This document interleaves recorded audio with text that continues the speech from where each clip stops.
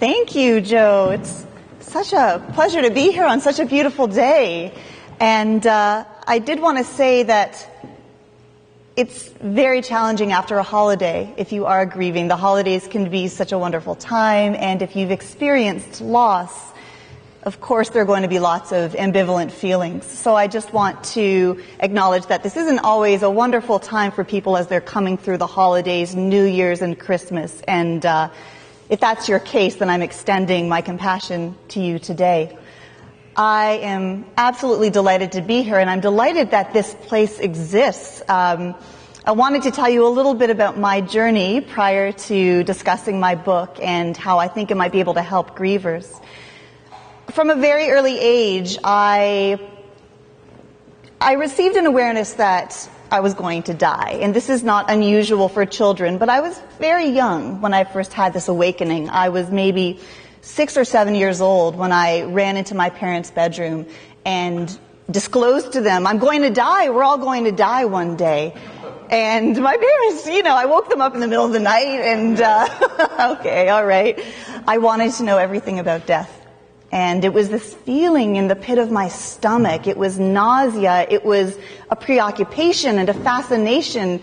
What happens when we die? I was raised by Jewish parents, more culturally Jewish, I would say. They were the first generation of immigrants from Eastern Europe. Their parents had escaped persecution in Eastern Europe and arrived for a new life in Canada. And my parents grew up a little bit more religiously Jewish with a better understanding and relationship with God than I had. For me, my childhood was marked by lighting Shabbat candles, the rituals, the sitting at the Passover table with my extended family, the opening presents and lighting the menorah on Hanukkah, these rituals. But in terms of a relationship with the divine, I didn't feel I had that. And I certainly don't fault my parents for it. I think they raised me appropriately and very well. But for me, there was a connection that wasn't there. And because I didn't feel a spiritual or a religious connection, I was deeply afraid of dying. And as I grew older, this maintained a fascination in me. And I felt that the only way I would get to some peace about it was if I got as close to death as possible. And that's what I set out to do. In my master's education at UPenn, I sought out field placements as a social worker that got me very close to the dying. The first was in the trauma unit at the hospital of UPenn, and that was a very acute environment where I experienced a lot of gunshot wounds, a lot of traumatic deaths. I sat with families as they made those decisions about withdrawing support. And I also worked at the very beginning of life. At the Children's Hospital of Philadelphia in the neonatal intensive care unit, and these were tiny, tiny babies who we were hoping would surpass unimaginable odds. And it was such an interesting experience for me because I became so drawn to the families that were grieving in these environments.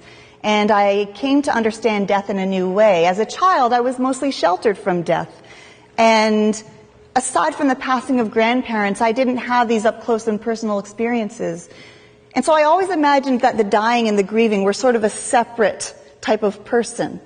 And of course, what I came to understand was that death does not make us new people, that we are the same people with our conflicts and our confusions and our relationships and the things that inspire us. We're all those same people, but now with the challenge of understanding death. And I remember working with a tiny baby who was diagnosed with what would be a fatal tumor in utero, and she only lived a couple weeks, and I became very close with her parents. I remember her father saying to me, the one job of a parent is to protect his child, and I couldn't do that. I couldn't do that. And that moment of heartache for him and feeling that connection, I started to feel God. I started to feel this presence.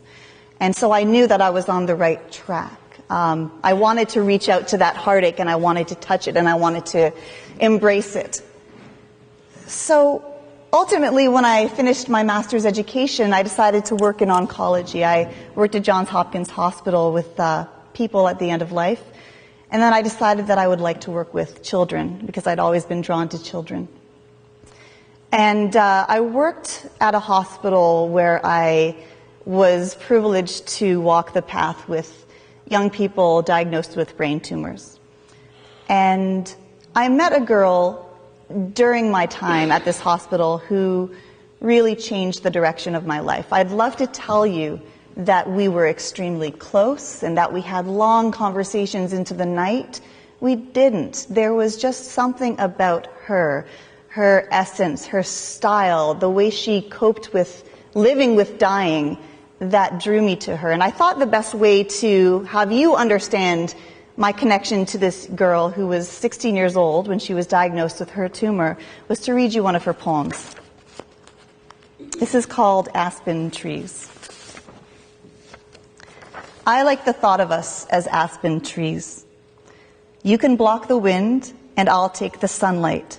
We'll share roots and intertwine branches like arms, and some other tree will knock into you, and you'll fall into me and say, oops, and I'll embrace you.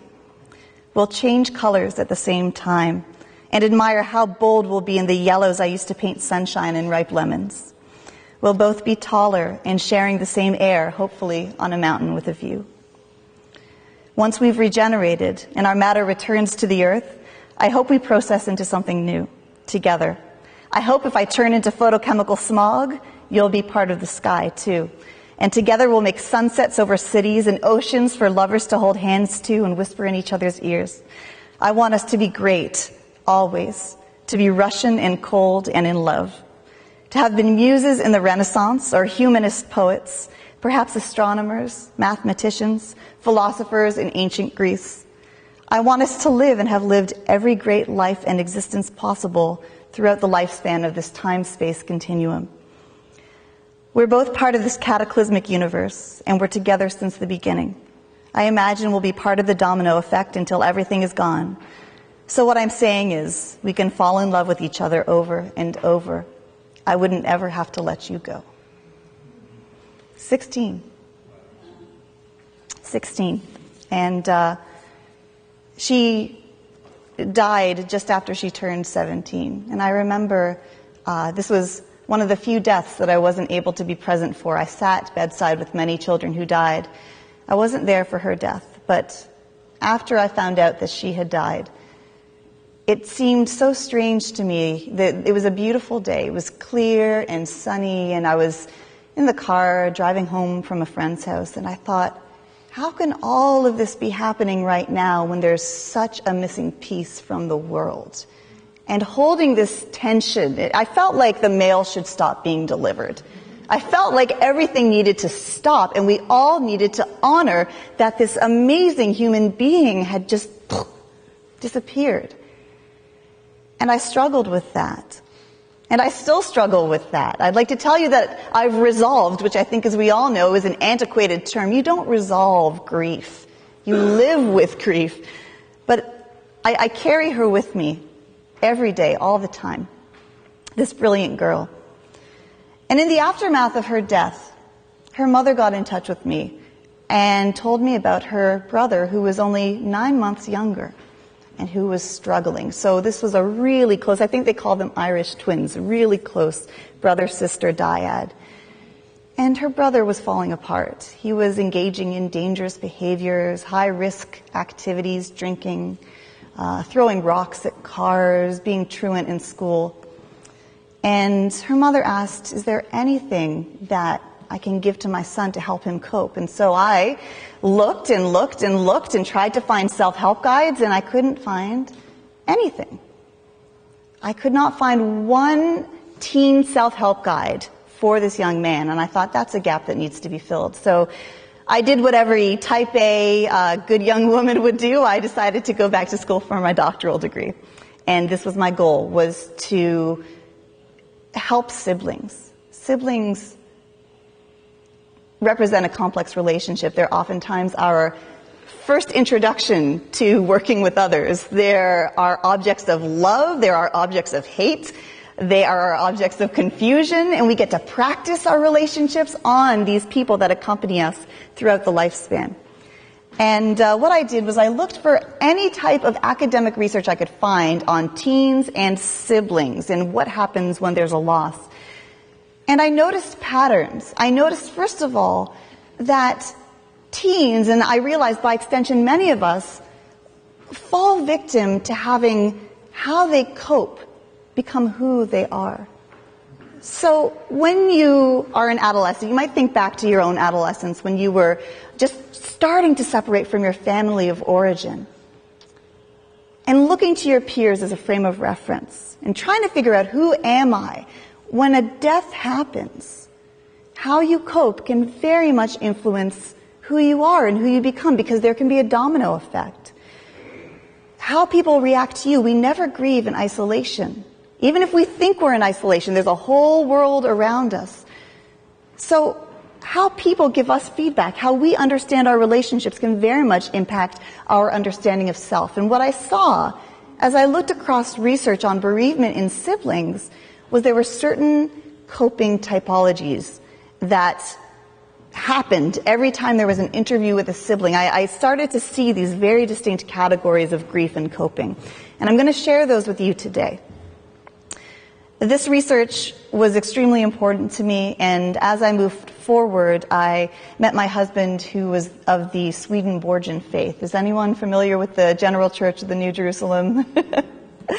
I had never heard of Emanuel Swedenborg, and my husband provided me with some education on this really interesting individual. For those who don't know, he was an 18th century scientist, nobleman, and mystic who had they like to say, his spiritual eyes opened. He claims to have visited heaven and hell, and he saw a deeper meaning in the Old and New Testament, believing very much that the Old and New Testament almost served as metaphor, that there were deeper meanings to the words there on the page. And what drew me to his writings were these very tender depictions of what happens to children in heaven. They're raised by angel mothers who had loved God and loved children, and children grow. They continue to grow and thrive as they grow up. The other thing that I really loved about the description of heaven was that there were many, many different pathways to get there. According to Swedenborg, diversity and variety make up the heavens. So you don't have to be a Swedenborgian. You don't have to be Christian. As long as you love your neighbor and you serve a God or a higher power, you'll get there. And speaking about it really gives me even shivers, just the beauty of that diversity and variety.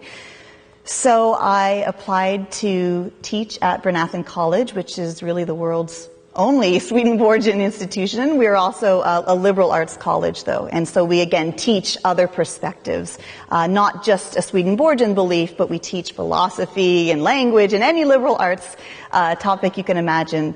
But we do provide education as well on these beliefs.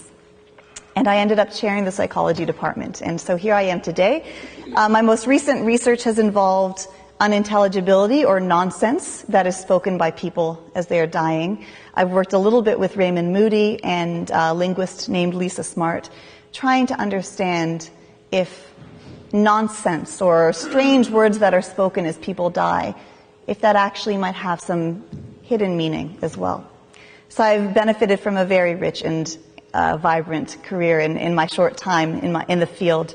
And what I'd like to do now is provide you with a little bit of an overview, kind of a grief for beginners. And I really want to emphasize that depending on where you sit in time, approaches to grief are going to change. So if we were sitting around in the time of Sigmund Freud, we would very much be talking about death as an unconscious drive that we're all trying to avoid, even though it's all a part of us. And we would talk about overcoming. We would talk about working through and getting over the death of a loved one. If we were looking a little more recently, we might talk about tasks of mourning. How do we, within our minds, relocate our lost loved one into a new reality? The reality of whether it's heaven or another world or another plane of existence. How do we work through that, working through grief? Most recently, I've really been drawn to this language of continuing bonds. How do we maintain relationships with the people that have left us. And how do we catch up with them? So depending on where you sit in time, a discussion of grief is going to look a little bit different. But I want to really begin with the beginning and say, what is grief? Grief is a collection of feelings, and it results from the death of somebody that you love. And it can take many, many forms. And actually what I'd like to do now is have a handout distributed if it hasn't been already. What you have in front of you, what's coming your way, is a little survey for you to do. And I'll guide you through it. So you don't need to look at it right away, but just get it in front of you if you've got a pen. Because the process of experiencing grief can have many effects, just like a cold might have symptoms. The process of grieving also can have symptoms that affect your physical body, your emotions and your thoughts, and how you relate to others, how you behave. And so people will experience clusters of symptoms and they'll worry that they're going crazy or this is strange and there's something wrong with me. Most of the time, grief is very normal but takes very different forms.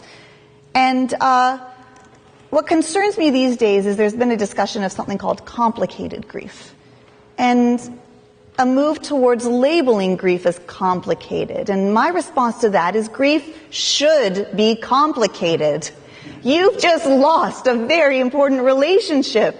Whether physically, emotionally, psychologically, it is going to be complex. And it is a disservice to any of us that are grieving to say that complicated grief is something pathological. It's an illness.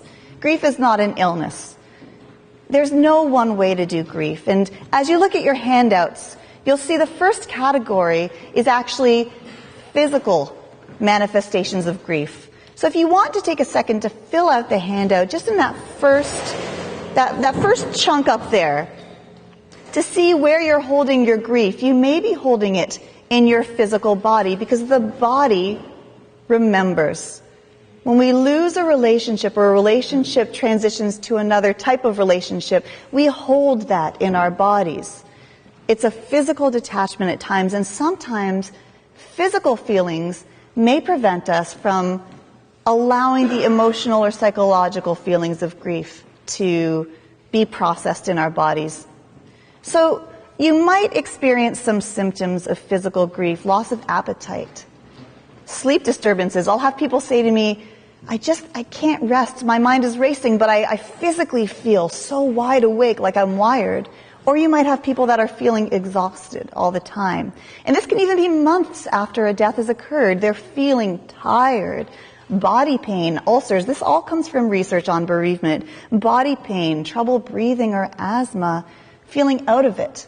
Feeling like there's almost, you're looking at the world from behind a mask or a screen. And having even physical symptoms that are similar to the person that died. People often say to me, I didn't realize that my body could grieve. I got that my mind could, but my physical body. And so as you fill this out for yourself, rate your physical symptoms if you have them in terms of intensity and notice if you're on the higher end of the spectrum. Psychological symptoms of grief, I think, are those that we're most commonly aware of when we think of grieving. Those are the intense emotions, the thoughts that we have, new understandings of what death means, and oftentimes what it means to live a safe and protective life. I lost my first pregnancy at about 5.5 months, and I remember thinking, this shouldn't happen to me because I'm a really good person. I did everything right. I wanted this baby. I took care of myself. I was going to be an amazing mom. I've done everything right. I've sat with dying people. I know death. This shouldn't happen to me because I'm a good person. And for me, it was that reframing that you can be a good person and still have death happen to you that was really challenging because there was this kind of assumption that I wouldn't be touched. And for those of us that work with the bereaved, sometimes there's an assumption that, well, as long as we're working alongside dying, we won't have to experience it ourselves. So for me, psychologically, that was what I really had to work through and reframe and try to cope with. So this thought that you're immune to pain and then to experience emotional pain. That could be a new understanding. So again, going through the psychological feelings, the psychological symptoms, some people feel like burdens. They develop new fears, nightmares. It might affect your self-esteem, especially if you're working with kids that have experienced loss. Their self-esteem can be affected. And again, this feeling worse during the holidays, very common as well. Believing things will never be the same again. I'm never going to get over this. I'm never going to get through this. My life will never be the same again. Okay, what if that's the case? What do we do if your life is going to never be the same again? I remember saying to my husband after we lost my son, I'll never be happy again. I'll have happy moments, but I'll never be a happy person again. So I've been through this too. I want to share with you, I've been through this in my own way. And it's not easy. Finally, the behavioral symptoms. These are what show up in our daily life, in our interactions with people.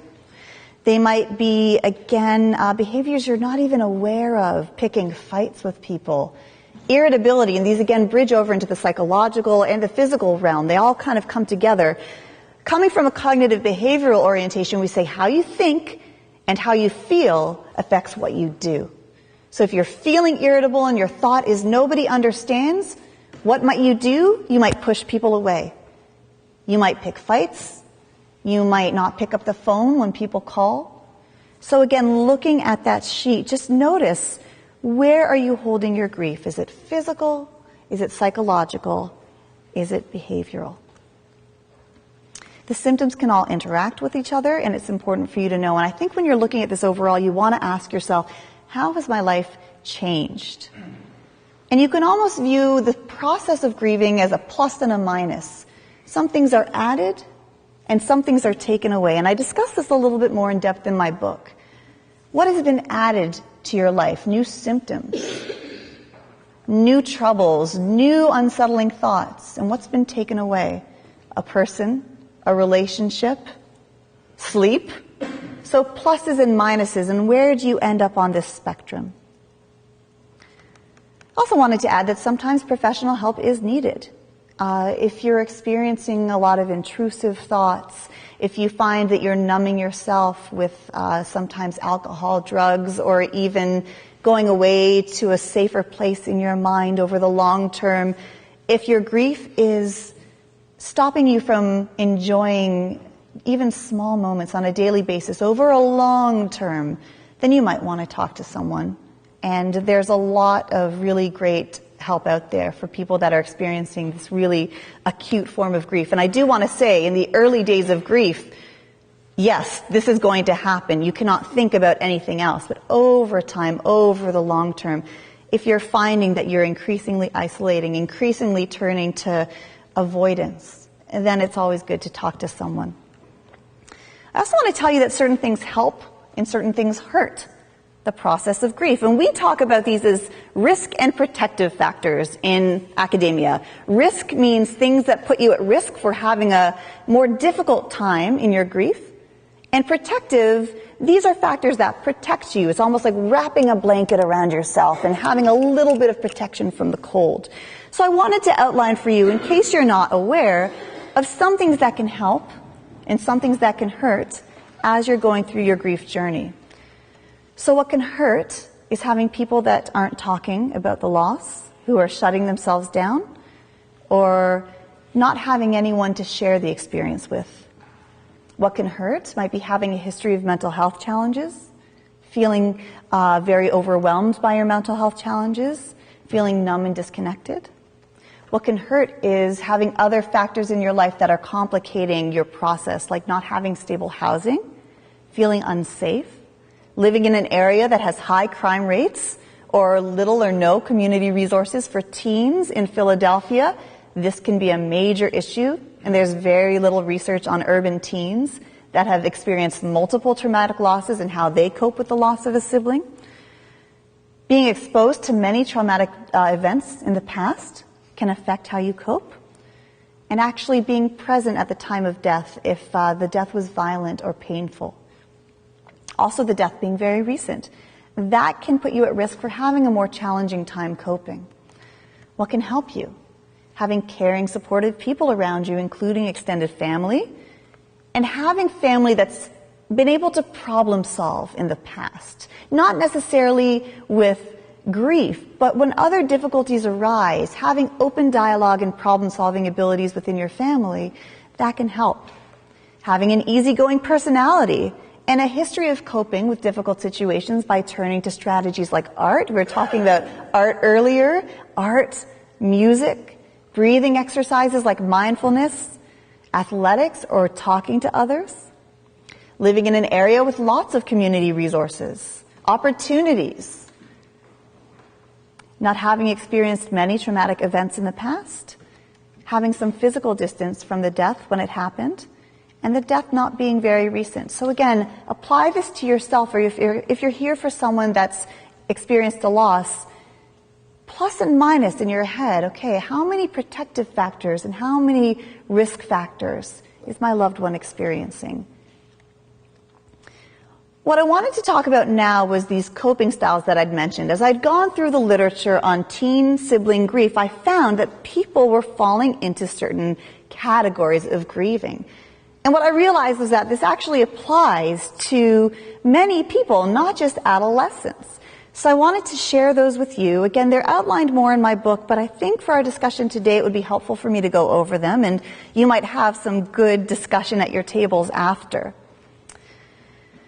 These styles center around the thoughts we have about grief, and they're not always correct. They're these thoughts that we tell ourselves. And they're very subjective. They're interpretations that we have, and these can also help or hurt our grief process. So the first coping style I want to tell you about is called the old soul. The old soul is the griever who steps in to take care of everyone else because nobody else seems to be able to function.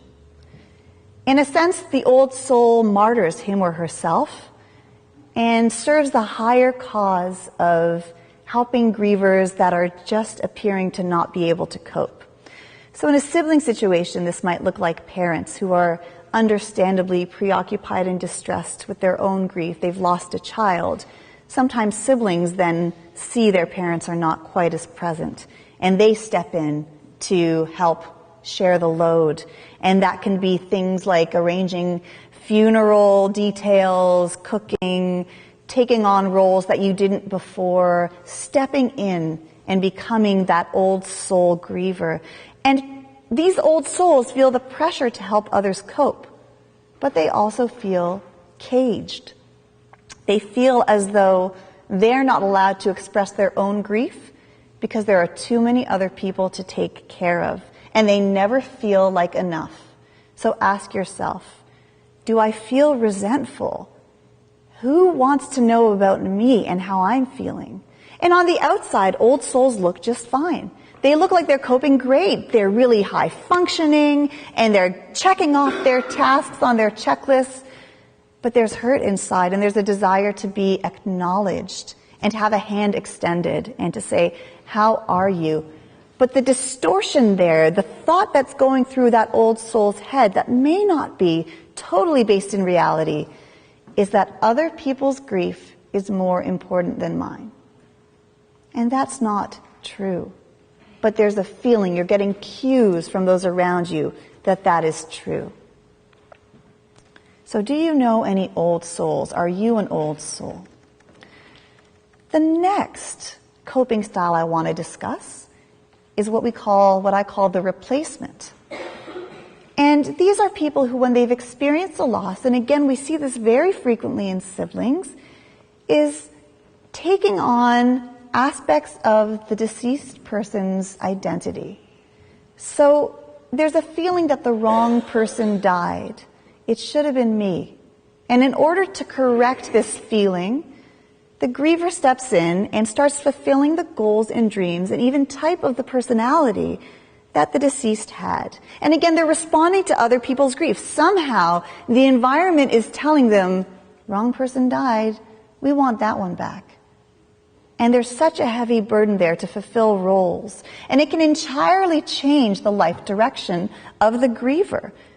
Because first of all, there's a desire to escape, feeling like you have to step into the very big shoes of the person that's died. And sometimes, as we may know happen, the deceased can become mythologized, and they can become larger than life, and the narrative of the person that's died becomes almost like a tall tale. This was a person who almost wasn't human. All their positives were highlighted, and there were very few negatives, and the people that are left in that relationship on this earth, physically interacting, feel overburdened, and there's a desire to escape. I've seen people switch majors in college. My brother wanted to be a nursing major. I'm going to be a nursing major now because it will help people cope if I'm a nursing major. I've seen people change their relationships. I've seen siblings date the deceased sibling's significant other as a desire to step in and take over where that sibling left off. But the distortion here, the thought that may not be accurate, and that probably isn't accurate, is that the wrong person died. Well, there's never a right person to die. But if you're here and that person is not, can we avoid a valence on it and acknowledge being in the present with our grief? The next style I want to tell you about is the breakaway. And this tends to happen more with those risk factors, traumatic deaths. These are people who, instead of turning outward, trying to help other grievers, telling themselves, I have to step in and fill my loved one's role, or have to take care of everyone else, these are grievers that turn inward because nobody else can possibly understand what they're going through. They feel changed by the loss, as if there's a kind of stigma associated with the death. And again, if you apply this to teens, they feel all of a sudden as if their peers can't relate to them. But you might feel this too. You might know people who feel all of a sudden there's a film, an invisible screen in front of them that makes others unwilling to relate to them. So they feel changed by the loss, marked as bad. They don't feel connected to others. Self-esteem plummets. There's anger. And they're hurting inside, and they're not reaching out for help because they feel so different. They wish for normalcy, and they can't find it. And they try to control their lives down to the tiniest details at times. So this is where you might see people having eating disorders. They might be trying to just control their food intake, or they might be trying to stay up all night playing video games, again, thinking of teens, or becoming immersed in some sort of new hobby, or again, turning to drugs, alcohol, or even what we in the psych field call dissociating, going to places in their minds where they feel safe and disconnected, creating new realities for themselves. We call these the breakaways. And those are the grievers that seem to stand out a little bit more, that we can identify as having traditional trouble grieving, because those are very behavioral characteristics. And finally, I want to tell you about rubber bands, because most of us are going to be rubber bands. These are people who are relatively resilient. They hurt and they grieve, and they experience elements of those old souls. They experience elements of replacements and of those that break away. But ultimately, they find meaning. They have support around them. They have temperaments that help them view grief from constructive perspectives. They turn to others for support, and they seek resources. They have a desire to remove that stigma and feeling different in the face of death. And sometimes they'll turn to peer support to have that happen. Grief groups, others that have had similar losses. Most of us, according to the research, are going to be rubber bands in the long run, because humans have a desire to seek meaning from our experiences. And I'm going to talk about that next. How do we find meaning? The book goes into great detail about how we find meaning.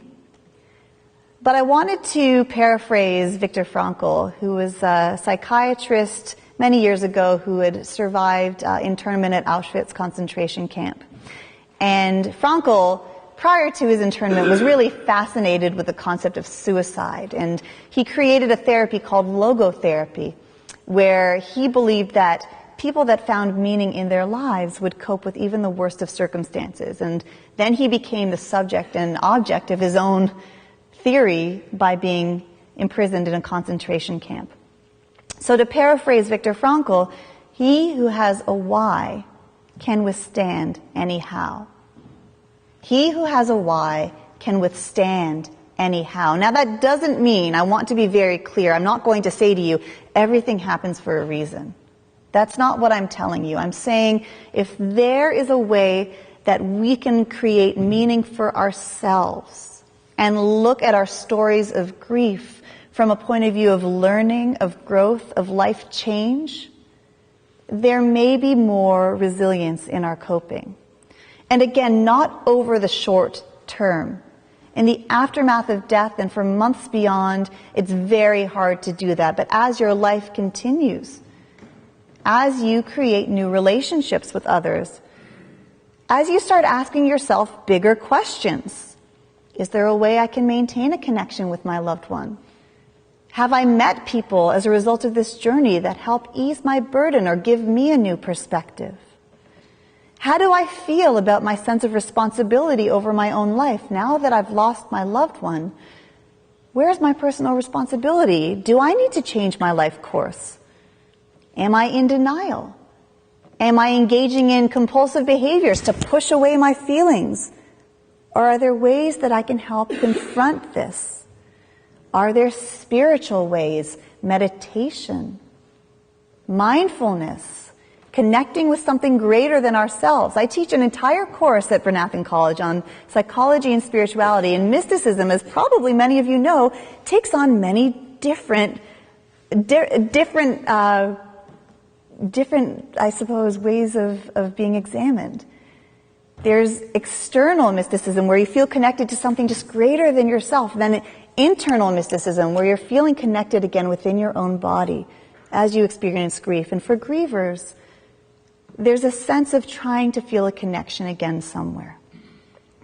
So if we can find meaning, avoid isolation, seek support online or in person, we may be able to achieve a better sense of resilience in the face of loss. But also, how do we tell our stories? Have you told your grief story? Because also as people, as human beings, we have a desire to share narrative. We want to tell our stories. Your life is a story, and within your story are 1,000, a million, a billion stories waiting to be told. And your story of loss is a story that deserves to be told. Find listeners. Create a beginning, a middle, and an end, or don't. Write a poem. Write a letter to yourself. Tell your story from different perspectives, the point of view of the person that died, the survivors, a household pet. Tell your story in rhyme. Tell your story in free verse. Sing your story, rap your story, but please tell your story because people want to hear it. Tell it in meditation and tell it in prayer. But tell your story. It's only by telling our story and seeing and reading and listening to the stories outside of ourselves that we can start to examine our thoughts and perhaps those distortions, those messages we tell ourselves about grief and who's grieving and who deserves to grieve versus who doesn't. Tell your story.